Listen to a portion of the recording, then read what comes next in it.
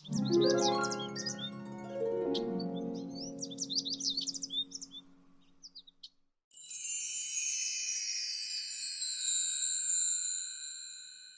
friends, and welcome to another project with me, Lisa Taggart. Witch you were here, and yes, even witches take vacations before the high season of Halloween. So if you want to find out how this was made, let's have a look at the materials first of all. To start off with, masking sheets, also some watercolour card, hot pressed from Lavinia stamps. We're using 3 pastel pencils from our lovely Van Gogh pastel set. Blue, white and brown. We're also using this fabulous paint set from Kuretake, and we're mainly going to use some blues, the sandy colour, brown and the white. And there they are, aren't they absolutely glorious? I enjoy using these. Moving on then, we're starting off with some masking fluid and a fine brush from the fluid set. We're also going to use this brush from the large brush set from Lavinia stamps. We're also using a couple of colours of VersaFine Clair, Twilight and Pinecone for stamping. For colouring, I've picked out some of the Clean Colour Zig water-based markers. We've got a blue-grey, a pale blue, a brown, a sort of neutral green colour and another pale neutral. Also some Posca pens in blue, turquoise and cream. I've got a fine liner pen in black and white, and also the Stabilo All black pencil, but a black pastel would do. Also some stickles. Now the stamps, and as you can see, we're starting off with the Carriage Dwelling from the recent September new releases. Also the small broomstick from the set, and this lovely little flower set. We've got a bird from the bird set and the other birds as well. Forest spruce, which I love, and wild summer flower, and finally orchid grass. A lovely selection this week. So if you want to convert all of those into something that looks a little like this and join the witch on her summer holidays, just keep on watching. Now to begin, we're taking our watercolour card 5" by 8", and we're going to do the stamping first of all, or some of it.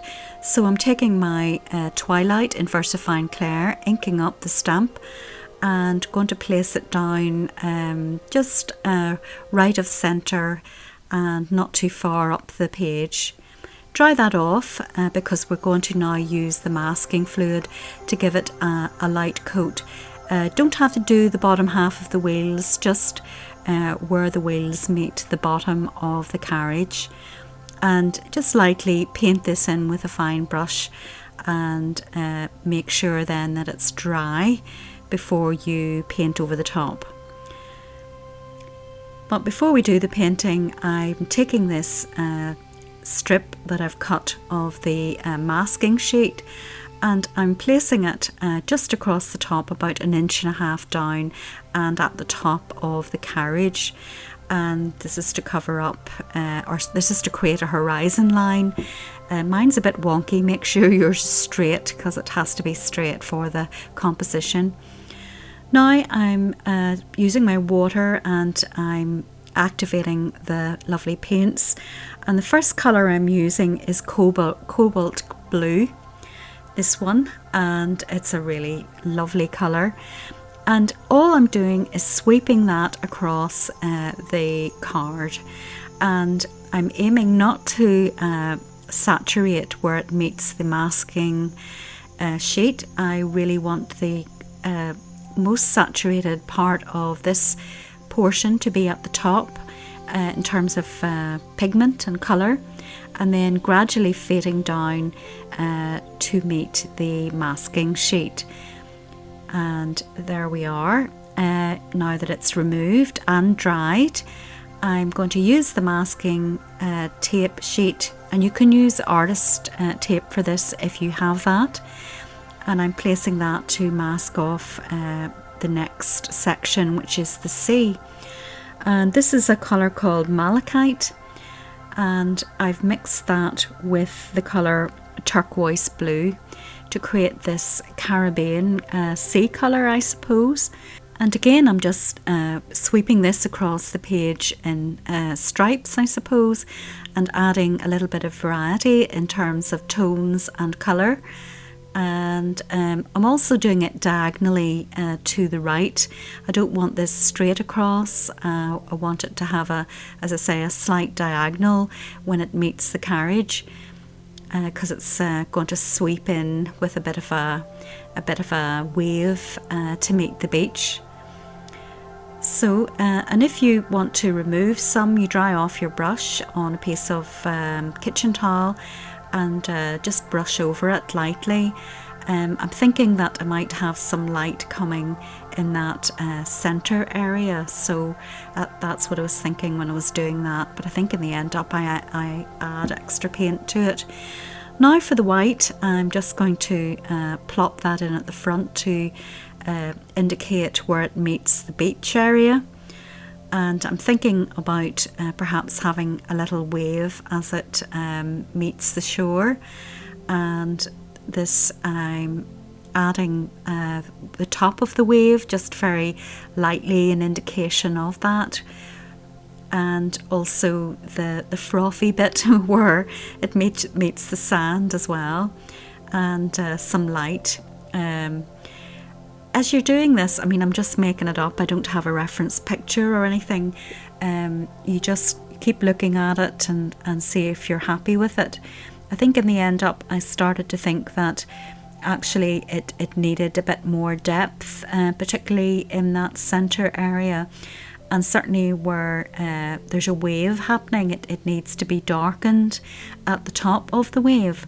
So I'm adding a little bit of a darker stripe, and really that's all it is. It's stripes of colour going across, and you leave that to dry basically and see if you're happy with it later. Now this is a great colour, and this colour is called Natural Beige, and it was the perfect colour for sand. Particularly when it's mixed with the brown, which was raw umber deep, and I'm about to use that now. So I'm just again sweeping it, nothing too particular, sweeping it diagonally across the card and creating a deeper area at the foreground. And I really just continue to build that up. I also thought at this stage I would add a light indication of a shadow under the little carriage, and I've mixed the beige and the brown as I did for the front of the picture, same colour. And now I'm just adding some more white where it hits the sand, and wait for this, or dry this off and take away the masking material. So now that that's dry, you can see that I continued to build it up with the brown and the beige and deepened that foreground area just in the same way as before. I also added another colour, and that colour is called cerulean blue. I thought that it needed a wee bit of variety there, so I've added that, and that'll do as a base. And I'm now removing the masking gum carefully, not too rough with it. It comes off quite easily. And remember to wash the gum or dab it lightly before you do that, so the paint doesn't get on the white part underneath. Now I'm taking the brown in this stamping pad, and I'm also taking this lovely spruce stamp, which I really love. It's one of my favourites, and I'm using it on this occasion up the way, as I tend to do, just to create the impression of beach grass. And it's a really useful stamp, both for stamping down and up, and I just love it to mix in with other types of foliage. So I'm following the curvature of the sand at the front, and now I'm taking the lovely meadow grass, which is another favourite. I just adore how beautifully fine these stamps are. Such tiny detail makes all the difference. And I'm just stamping them randomly, and I should say I have a copy paper to stamp them off in the first instance, because I want second generation stamping. I don't want it to be too deep, so that's what I've been doing, stamping it off first of all before placing it down. I'm deepening up the front part there, just here and there. So that's it. Starting to build that up. And then finally I'm taking this beautiful lacy flower stamp, which is really, really beautiful. And again, I'm following the curvature of the foreground and putting them where I think they would look nice. I don't want to cover up the little cart, so it's just as a frame for the picture. And there we are. So drying that off before I go on to the next step, which is to use the pastel pencils. And what I'm doing here is adding an indication of some light clouds in the background. I'm not going too large with these little clouds. They really are like little puffs of smoke, and I'm dabbing them with my finger to blend them in. And they attach really nicely, the pastel pencil, to a dry layer of these paints. Make sure that your paints are dry before you do this. And it's just little circles and little dots blended into each other. And I would say not to go too crazy with the clouds and leave an area where we can stamp the birds later. Now with the blue, I thought we'd add a reflection of the sky into the water, and that's why I used the blue. And of course I'm adding another cloud to the top there just for balance purposes. So next I am going to move on to the colouring of the little cart, and I thought I would use this Posca pen in cream as a base for what I want to create. And I suppose in my head I thought this little, and why I'm at the beach I should explain, is that I thought this little witch's cart looks like a boat. At least the bottom half of it does, and that's what gave me the idea to put it in this setting. So I wanted sort of old beachy wood. And I'm taking, now that I've got the base, I'm taking these colours, which is blue and pale neutral, a brown and a blue grey. And I'm just going to use them to build up, first of all, the bottom half. And I want it to look like almost driftwood or beachy wood. And I just keep going with the various colours until I get the desired effect.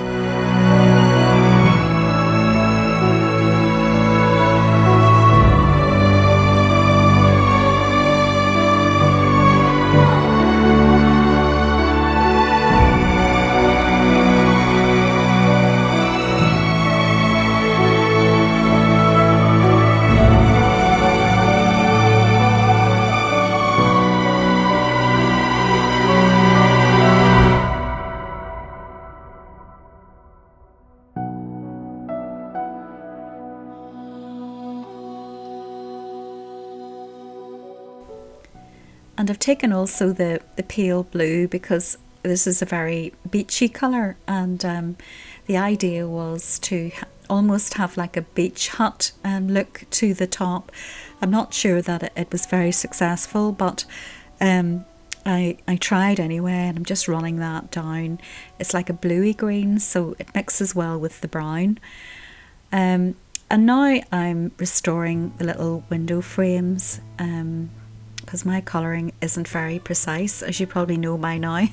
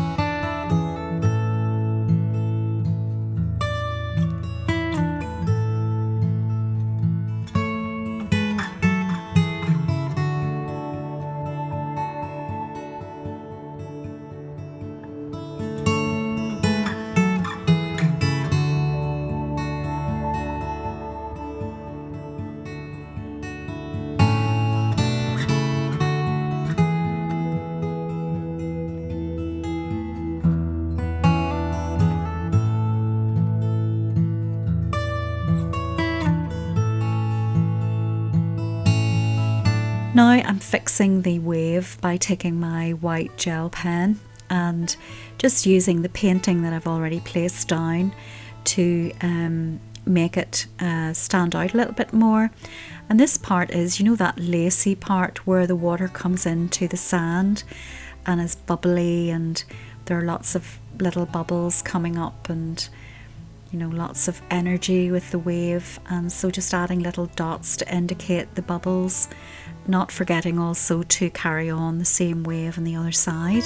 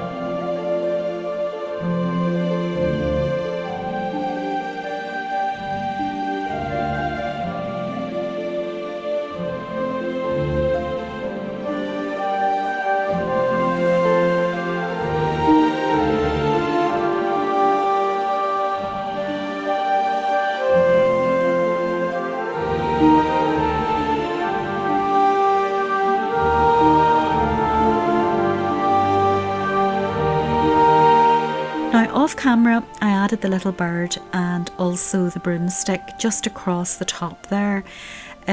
Apologies that it wasn't on camera. I also added some colouring with the brown pastel pencil and the white gel pen. I just thought it needed a nod to the witch by having the broomstick, and also like to have a creature of some kind in my pictures. So there you have it. That's it now complete. I hope you enjoyed the project, and of course take good care of yourselves until next time, and above all, get creating, be brave and enjoy the adventure.